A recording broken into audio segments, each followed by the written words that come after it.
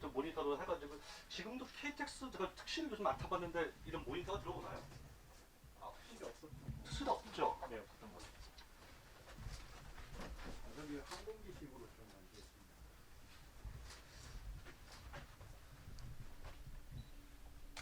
이 해물을 가지고 또 여러 가지 실험을 했었는데 또 하나 이제 WSP 실험을 해서 나중에 개조하는 겁니다. 우리가 이제 열차를 정말 활주 방지를 하기 위해서는 활주 방지 시스템이 필요한데 미끄러지지 않도록 좀 우리나라 기준이 아직 외국 기준만큼은 못 나갔었어요. 그 이제 작년에 실험을 해가지고 외국 기준만큼 맞출 수 있는 국산화 성공했을 때 그때 임의로다가 그렇죠 비눗물을 뿌리기 위한 그런 장치입니다. 비눗물이요. 예, 일부러 미끄러지게 하기 위해서. 더 잘 나가게 해주는 거. 그 미끄러지면은 이제 그걸 풀었다 뺐다 해야 되니까요. 제동을. 내일에 가는 거죠? 응? 내일에 내일에다 하는 겁니다. 내일에다. 424. 네, 그때 당시 그 우리 그 원장님께서 너무 기쁘다고 하셔가지고 그때 이거 좀 할만 하나 만들었었습니다. 그때 2013년 3월 28일이었고요. 3월 28일. 예, 3월 28일이었었고 그때 항상 우리는 새벽에만 하니까 모든 것이 다 끝난 다음에 근데 경북 고속선에서 했었습니다. 동대구 좀 가기 전이었어서 신경주에서 그 동대구 전에 있던 가기 전에 있는 고속선을 썼고요. 그 지점에서 그러니까 2시 23분 46초 그때 이게 그때 일입니다. 나왔던 예. 거죠. 그때 이제 뭐 많이들 타셨죠. 그리고 이거 실험하기 위해서는 약 한 200명 정도가 다 투입이 됐던 것 같아요. 내일하고 어디하고 관제 또 전차선 쪽에 됐고요. 그리고 지금까지 시운전했는데 이 380회가 좀 넘치긴 했습니다. 그래서 약 390회, 400회 정도에서 18만 킬로까지 계속 요 최고 속도 시험 이후로다가도 시험을 계속 했던 것입니다. 근데 프랑스가 574.8km네요. 아, 일본 사례선도 맞네. 그때 프랑스에서 574.8km가 그때 만들었을 텐데 이 사람들은 진짜 뭐 속도를 내기 위한 열차를 만들었었어요. 떼제베처럼. 떼제베에서 특수 개조해가지고 예. 휠을 크게 하고 그거 괜찮습니다. 그래서 가속도 센서 보호막이에요. 여기 다 센서 덩어리 해가지고 그리고 우리 파동 전파 속도라는 것이 있는데 뭐 전차선이 불이 날 정도로다가 그때는 아마 국가적인 기념으로다가 어떻게든 속도를 내야 되겠다, 뺏어야 되겠다 해서 냈던 거로 알고 있어요. 그 이후에 그건 다 해체해 버렸어요. 그 전차선도 다 갈아버리고. 574.8. 그래서 아마 이 기록은 아마 당분간 깨지지 않을 거로 보고 이게 아마 내일 방식으로 가는 거에서는 아마 가장 한계 속도가 아니지 않겠나 그렇게 좀 생각이 됩니다. 그럼 이게 자기 부상으로 하면 이거보다 더 빨라. 이거보다 빠르죠. 그죠. 네, 자기 부상으로 간다면은 좀 600, 700 뭐 그 정도 좀 생각해야 되고 그 다음부터는 좀 공기저항이 문제니까 이 이후의 연구로는 자기 부상으로 가고 터널 내에서 공기를 뺀 아진공 상태에서 가는 연구가 좀 진행되고 있어요. 그런데 공기 저항을 확실히 줄일 수 있고 그 다음에는 급전하는 게 또 문제거든요. 급전하는 것도 저항이 크니까 그 급전 방식을 무선 비접촉식으로다가 하는 방법을 또 연구를 하고 있습니다. 근데 뭐 레일 방식에서는 이 정도 기록이 정말 최고가 아니겠나 싶고요. 지금 여기는 이제 그 세 번째 칸인데 처음에 우리가 만들었을 때 각 양마다 우린 양이라 그러거든요. 첫 번째 1호실, 2호실을 거기에 어떤 조그마한 4개 하나 있었을 겁니다. 그래서 각 양마다 약 100개 정도, 100개 넘는 센서가 있는데 우리가 실시간으로 가기 위해서 시험을 할 때는 이쪽에 각 장치들이 다 모니터링이 돼요. 그래서 각 파트별로다가 진동, 뭐 압력, 전차선, 전압, 전류 이런 것도 측정을 해가지고 어느 속도를 1단계씩 하나씩 10km씩 20km씩 올릴 때마다 분석은 하지만은 실시간으로다가도 위험과 안정성을 좀 보고 있었던 그런 장소입니다.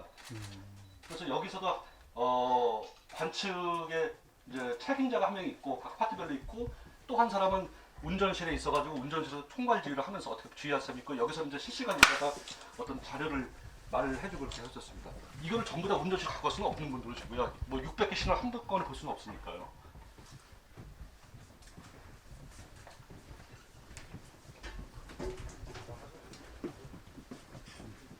뭐 실제 열차에 뭐 이런 열차는 없습니다. 이건 우리가 실험을 하기 위해서 개조를 한 겁니다.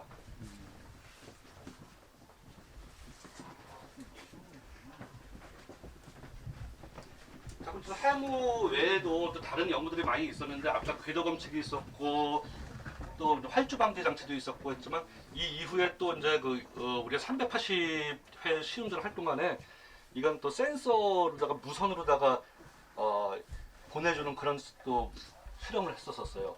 센서는 다 아시겠지만은 장착을 한 다음에 구동전류를 넣어야 되고 또 선 빼야 되는 건데 그거를 하비스팅해서 자기들의 센서가 구동전류를 만들고 그걸 무선으로 보내주는 이런 작업입니다.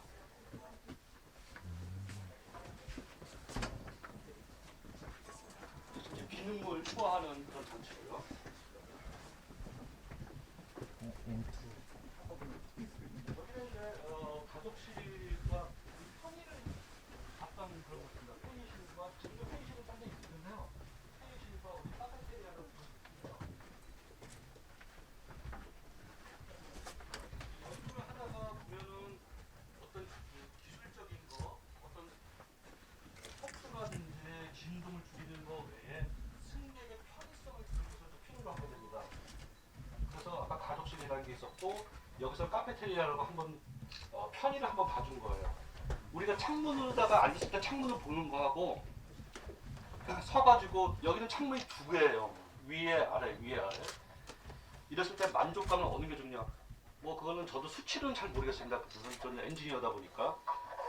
근데 여기서 듣던 그런 설문 같은 걸 보면은 상당히 만족감이 굉장히 뛰어나요. 여기서 뭐 커피 한 잔을 마시는지 300km로 가면서 이 경치를 본다는 것은 또 되게 좋은 것 같은데 아마 이게 채택되지는 않았을 겁니다. 근데 이런 아이디어로다가도 사람들이 저 철도의 승객의 만족도를 높였다는 것은 또 하나의 성과가 또 될 수도 있었던 것 같습니다.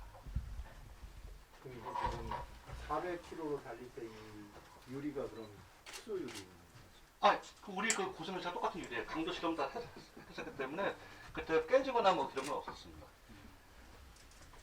400km 갈 때는 뭐 밖에는 안 보여요. 우리가 400km 그 증속 시험을 하러 갈 때는 항상 밤에를 하고 1시부터 3시까지 정도밖에 우리 시험을 못 합니다. 영업시간 다 지나고 그리고 아침에 출발 그 영업 열차 하기 전까지만 시운전을 하다 보니까 거기는 좀 들어가지 말아주시겠어요? 거기 이제 예전에는 여기가 뭐 아이디어로는 음료를 팔고 뭐 이런 거지만 지금 뭐 제가 공구만 쌓아뒀습니다. 그래서 보시겠지만 시험 열차다 보니까 공구라든지 센서라든지 선 같은 게 좀 많이 좀 지저분하고 좀 그래요. 여기 좀 치우는 사람 따로 제가 또 치우고 그래 갔거든요. 네. 여기 혹시 2층 열차는 어떻게 된 건가요? 해무도 2층 객차가 있었다고 들었는데 예. 그 중간 시운전 중에 문제가 발생했다고 들었거든요. 그럼 문제가 발생한 것이 아니었었어요. 문제가 발생한 게 아니에요. 저 굉장히 잘하세요. 뭐 그래서 2층 열차 개발이라는 것이 한번 국가연구개발 사업으로 하려고는 했었어요. 근데 하려고는 했었는데 2층 열차라고 하는 거는 어쨌든 일정한 시간에 승객들이 많이 타야 되는 거 아니겠습니까? 타야 되는데 지금 경부선에 이제 복복선을 깔게 돼 있거든요. 그래서 그거를 국가연구개발 사업은 하지 말고 우리가 자체적으로다가 기업이라든지 이런 데서 한번 해보자라고 이제 얘기 나왔었고 로템에서 두량을 만들었었습니다. 근데 두량을 만들었는데 시험할 열차가 없었으니까 이 해물을 이제 반을 잘라가지고 그 안에다 이제 두량을 집어넣어서 시험을 했었고요. 그 시험을 저도 이제 참석을 했었는데 300km까지 갔는데 뭐 문제는 없었던 것 같아요. 근데 조금 뭐 좀 좁고 뭐 이런 느낌 들었었는데 특별한 문제는 없었지만 그 다음에 이제 어떻게 그걸 운영을 하고 쓸 거냐는 이제 또 별개의 문제지 않습니까? 이제 그건 또 경제성 이론이 나오는 것 같고요. 2층 객차의 기술은 우리나라도 갖고는 있습니다. 지금 2층 객차도 그 두량 정도는 국내 어딘가는 있어요. 창원 공장에. 예, 창원 공장에 있습니다.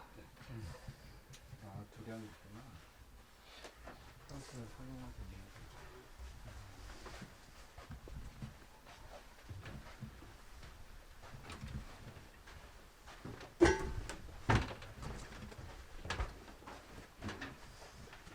여기는 이제 좀 공개를 안 하려고 했어요. 뭐 특별한 비밀이 있는 게 아니라 여기는 장비들이 좀 많고 우리도 짐이 좀 있어가지고 안 하는데 여기는 그냥 특실과 다르게 일반실을 다가 실험을 했던 곳이고요.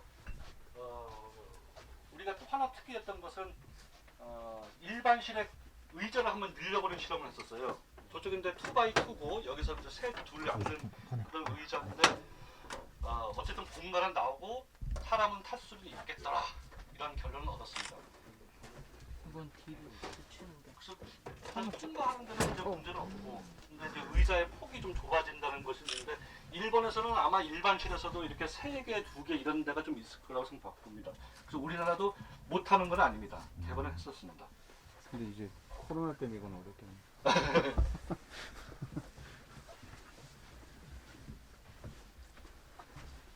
여기까지가 이제 해무의 자선역이고요. 이제 이쪽 이후에는 이제 동력실이기 때문에 뭐 그렇게 볼 것은 별로 크다 없을 거 생각합니다. 궁금하다. 아니 그런 궁금할 거 없어요. KTX랑 같아요. 근데 대차 밑을 한번 좀 보시죠. 아, 엄청 길어.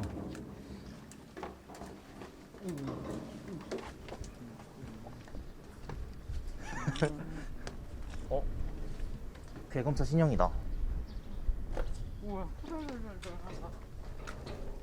제천 주차장에서 디젤기 탈 때도 이 정도는 아니었는데? 쌍문은 그냥 저렇게 하는 거구나. 해무는 여기 안에 들어가 찍어보고 싶어. 밑에 장비가 엄청 예쁜 것 같아. 진짜. 전산식답게 부가기가 너무 많아. 네, 이게 이제 모터입니다. 네. 그게 모터. 네. 어떤 건가요? 오. 그럼 이게 모터가 몇 개 있는 거지? 모터가 축당 하나씩 있어요. 식당 하나씩이면은 4 곱하기 1, 24개에다. 지금 5량이 지금 그 동력차다 보니까 5 사이 20개가 있는 거죠. 예. 아, 비동력차가 있는 건가요? 원래 해무. 비동차 저 CC 맨 앞에 있는 것은 비동력차예요. 아, 제어시요. 예, 일본도 마찬가지고 뭐 전부 다 동력차 쓸 수도 있고 하나는 동력차 아닌 거 쓸 수도 있습니다. 보통 KTX라든지 KTX 산창 같은 경우는 모터가 이 차체에 붙어 있거든요, 그렇죠? 차체에 붙어 있고 감속기가 있고 중간에 트리포드라고 그래가지고 이제 양쪽에 상대 운동을 하니까 그 축을 이어주는 그런 것이 있는데 여기서는 모터는 대차에 붙어 있습니다. 그 대차의 중량적은 좀 증가를 하죠. 그런 면에서 이제 진동이라든지 소음 쪽에서는 좀 불리한 게 맞아요. 그 첫 번째 우리가 개발했을 때 모터가 밑에 있고 무거워지니까 진동과 소음은 최소한 KTX 수준보다는 조금 더 높게 단 한 자리라도 높게 이제 그것부터 시작을 했었어요. 이제 막는 게 문제죠. 여기서 진동하고 소음을. 그러면은 동력 분산식의 장점이랑 단점 좀 설명해 줄 수 있으신가요? 동력 분산식의 장점과 단점. 뭐, 동력 분산식이라는 것은 일단 가감속이 좋아요. 예, 가감속이 좋고 자유로운 편성이 가능하고 그렇겠죠. 또 승객이라든가 그 타는 거의 확보가 훨씬 커요. 지금 KTX 산청 같은 경우에는 8호실까지 있지 않습니까? 네. 근데 벌써 앞에 있는 거 2개를 못 쓰거든요. 너무 아깝죠. 네. 승객 측면에서는. 근데 단점은 유지보수를 다 해야 돼요. 그리고 하나가 이 유지보수라는 그런 개념적으로 봤을 때도 모터 쪽이라든지 어떻게 보면 추진 쪽이 있으니까 그런 것들이 좀 많이 괴롭죠. 근데 또 하나 또 장점이라 그러면 동력 집중식 같은 경우에는 하나의 모터, 2개의 모터를 하나가 제어를 하는 모터 블럭이 있는데 그거 하나가 어떻게 차단되거나 좀 고장이 일으킨다면은 동력 손실이 굉장히 크거든요. 근데 여기서는 동력이 몇 개 죽더라도 나머지 갖고는 어떻게 끌고 갈 수 있고 지금 추세로는 동력 분산식으로 가는 것이 전 세계적인 추세인 것은 뭐 아실 겁니다. 예. 근데 동력 집중식 같은 경우는 만약에 앞에 동력차가 망가지면은 그것만 떼고 다른 동력차를 끌어다 붙이면 되는데 동력 분산식 같은 경우는 각각의 모터가 있기 때문에 수리하기 어렵다는 건데. 그렇지는 않을 거예요. 동력차를 떼어가지고 붙인다고 하더라도 이제 말은 쉽지 차만 붙여서 되는 일들은 아니거든요. 그리고 모터가 여기 되더라도 어쨌든 운행은 할 수 있어요. 이것만 차단시키면 되니까. 저도 실험을 할 때 이제 몇 번 겪어봤거든요. G7이라고 하는 동력 집중식도 실험을 했고 동력 분산식도 실험했었는데 일회 상황, 안전 상황이 거쳤을 때 어쨌든 안전에 대해서 더 좋았던 것은 동력 분산식이 훨씬 더 안정적이었고 어떻게든 움직일 수 있으니까요. 본선에서 멈췄을 경우에는 이제 뒷차도 다 막히지 않습니까? 네. 근데 분산식은 어떻게든 갈 수 있어요. 단점은 흔들림이 심해요. 이게 흔들림이 심해. 좀 심해요. 그리고 지금 동력 분산식 같은 경우는 관절 대차라 그래가지고 이 차 사이에 대차가 있거든요. 그러니까 한쪽에서 진동이 나는 것을 어느 정도 전체가 다 좀 잡아주는 건 있는데 여기서는 양과 양 사이에는 서로 다 따로 노니까 그런 것을 좀 잡아주는 것이 좀 필요하죠. 그러면은 이게 제동 같은 거를 걸 때는 어떤 제동인가요? 회생 제동인지 아니면은 우리 회생 제동입니다. 회생 제동만 있는 거예요? 응? 회생 제동이랑 그리고 또 다른 제동이 있다 들었는데. 전기 제동이 이제 두 가지가 있거든요. 네. 이제 회생 제동이라는 것은 여기서 발전기 돌려가지고 넘기는 거고, 또 하나는 이제 저항 제동. 그냥 저 발전소 못 넘기고 그냥 저항으로 태워버리는 거지 않습니까? 근데 우리 저항 제동은 안 쓰고요. 근데 G7이라고 하는 KTX 3000 덤에 있던 것은 저항 제동 썼었는데 여기는 없어요. 회생 전기 쪽으로는 회생 제동하고 기계적 제동 두 개 되어 있습니다. 그리고 이제 블렌딩 하고 있었는데 전기 회생 제동은 굉장히 낮은 속도에서도 회생 제동이 다 들어서 전기 제동이 들어갔었어요. 뒤에가 좀 막히니까 조금만 더 이동하겠습니다. 작업장 이렇게 잘하죠. 저 옛날에 기술원 들어오려고 그 책 사서 공부했었거든요. 전공 도서랑 옛날 고문서까지 도서까지 다 봤거든요. 감사합니다. 그래서 이런 것은 뭐 다 우리가 만들었던 센서 됐습니다. 지금 찹축 같은 것을 이제 만드는 센서고 저기 대차 있었고 이게 좀 지저분하죠. 이건 대차의 구조물이 실제 달렸을 때 어떻게 대차가 프레임이 휘는가를 보려고 이제 우리가 실험했던 장치였습니다. 센서죠. 지금은 이제 이건 작동이 안 될 거예요. 이건 작동이 되고. 그러면은 얘의 전판이 HS350X 같은 경우는 그 장고장이 너무 심해가지고 그 행사 같은 거 할 때 저번 엄청 큰 행사를 할 때 작동이 안 돼가지고 그 손으로 고쳤다는 설화가 있는데 진짠가요?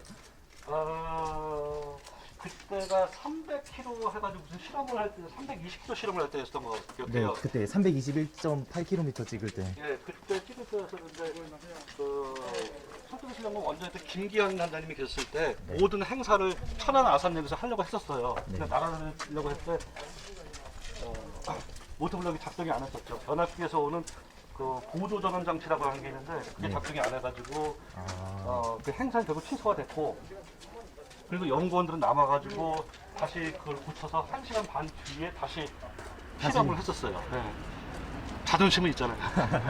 그러면은 그 기술이 산천 1세대랑 4세대로 옮겨간 건가요? 그 기술이? 그 기술이 그게 그대로 차세대 산천으로 간 게 그겁니다. 산천 모델. 그러면은 1세대하고 4세대의 가장 큰 차이점이 있나요? 4세대라고 하면은 평창이요. KTX 원강. 큰 차이는 별로 없어요. 큰 차이는 별로 없어요. 예, 기본적인 차이는 그거고 거기에서 더 편의시설 같은 것을 만들었죠. 그리고 이것도 나중에 우리 연구를 하면서 했던 거였었는데 아마 KTX 산천이라든지 KTX 보면은 요 열차 사이에 무슨 크던 통이 있었어요. 그게 이제 보조공기통이라고 하는 건데 우리가 2차 현가 장치라고 합니다. 차체하고 대차하고는 이렇게 고무로 된 스프링을 쓰고 있어요. 근데 고무로 된 스프링이 좀 부족하니까 KTX 같은 경우에는 보조공기통을 넣는데 우리 같은 경우에는 이제 보조공기통이 이 안에를 비게 넣고 이게 보조공기통을 쓰고 있습니다. 그런데 연구를 하기 위해서 이 공기의 압력을 더 떨어뜨리기 위해서 보조공기통을 더 이제 달고 여기서 거의 집어넣어가지고 했던 뭐 이런 작업들도 한번 했었어요. 그래서 이제 진동을 더 줄이는 가장 큰 관건은 진동을 줄이는 겁니다. 그럼 이렇게 이 스프링도 진동을 줄이려고. 이거 왜 모든 열차 다 쓰는데 우리 건 좀 특이하긴 하지만 1차는 스프링이고요, 코일 스프링이고 2차는 고무 스프링입니다. 이걸 갖고 이제 예, 차처럼 이렇게 진동을 줄여. 그렇죠. 예. 그 안에 이제 댐퍼들도 많이 달려 있고요. 그러면은 430의 다음 버전은 나올 가능성이 있나요? 속도는 이제 안 나올 가능성이 많아요. 근데 이 다음에는 지금 이렇게 해도 되나 모르겠네. 지금 이 다음에 열차는 우리가 지금 계획을 하고 연구를 진행하는 것이 친환경적인 거, 전력을 줄이는 거. 지금까지 저항을 줄였지만 전력을 더 줄일 수 있으면 어떻게 되는가, 에너지를 더 줄일 수 있는 방안으로다가 지금 하고 있어요. 이제 속도보다는 친환경적으로다가 소비 에너지 저감형으로다가 만들 수 있는 그런 걸 지금 계획은 하고 기초 연구는 하고 있습니다. 예. 그러면 여기도 수소 에너지 활용 같은 거 그런 것도. 수소 에너지는 또 별도로도 하고요. 저는 이제 순수 이런 쪽만 좋아하다 보니까 여기에서 모터 효율을 높인다든지 주행정을 더 확실히 줄인다든지, 예전에도 우리가 실험할 때 여기다 커버를 다 씌웠었어요. 다 공기정을 줄이기 위해서. 근데 그거보다도 더 줄이기 위해서 지금 연구를 하고 있습니다. 그러면 이제 이게 한 번 뛸 때마다 전기세가 뭐 상상을 엄청나게 초월하는 가격이 나와요. 한 번 쉴 때 전기세만 한 1,000만 원 이상, 2천만 원 정도 나오거든요. 발전소 하나 한 번간 크기가 거의 네, 한번 갔다고 실험하고 하루 실험하고 오는데 1,000만 원이요? 예, 1,000만 원 훨씬 넘을 거예요. 아까 364円했으면 뭐 그 전기세마다 엄청나죠. 어. 그럼 그런 것을 더 줄이기는 방법을 좀 생각을 하고 있습니다. 그러면은 340원 HS350X랑 LTER이랑 결합을 한 게 해무라고 봐도 되나요? LTR? 네, LTR은 아직 적용 안 됐어요. LTR은 이제 별도 실험을 하는 별도 실험이에요? 네. 아, 그 검증 시험은 아직도 계속 해야 될 거라고 생각을 해요. 아마 해무 갖고 좀 더 실험을 할 수도 있습니다. 근데 비용이 진짜 만만치 않네. 혹시 괜찮으면 여기 좀 넘어갈까요, 이렇게? 네.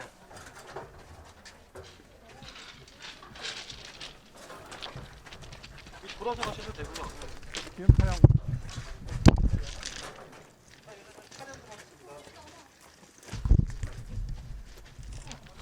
동력 분산형에는 여기 관절 벤처가 아니다 보니까 서로 차단 벤처 같은 것이 이제 별도로 좀 달려 있습니다.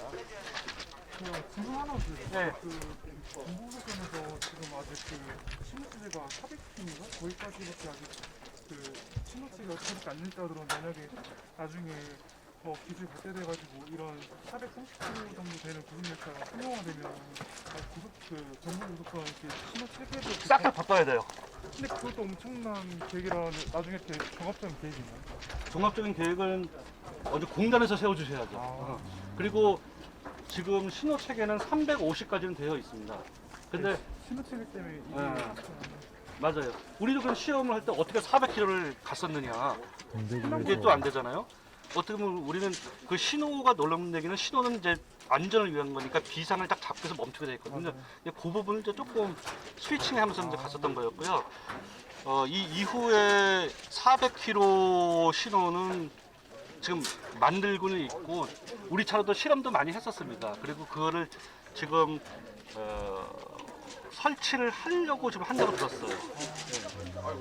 막 다 1000m 이렇게 바꾸려면 엄청 그렇죠. 대개적인 아마 이 다음 지금 이제 EMU 320까지 나오고 이 다음부터는 아마 그런 LTR로 다 해서 400km까지 할 수 있는 신호체를 받을 수 있는 것만 그렇더라도 300km 다니겠죠 아무래도 다른 것도 맞춰야 되니까.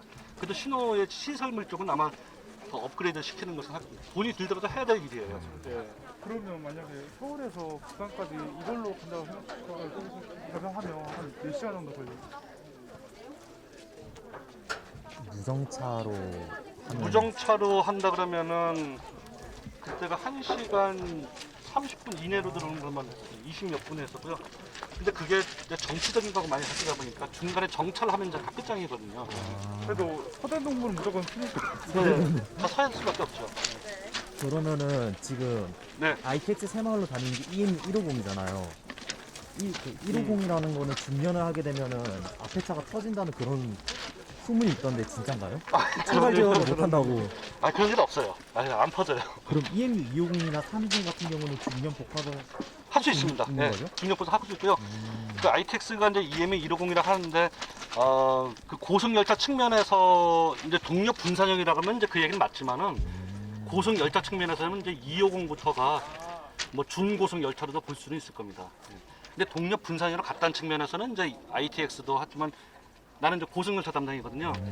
제 선에서는 이제 ITX는 ITX인데요. ITX까지 이제 저희하고 250 이렇게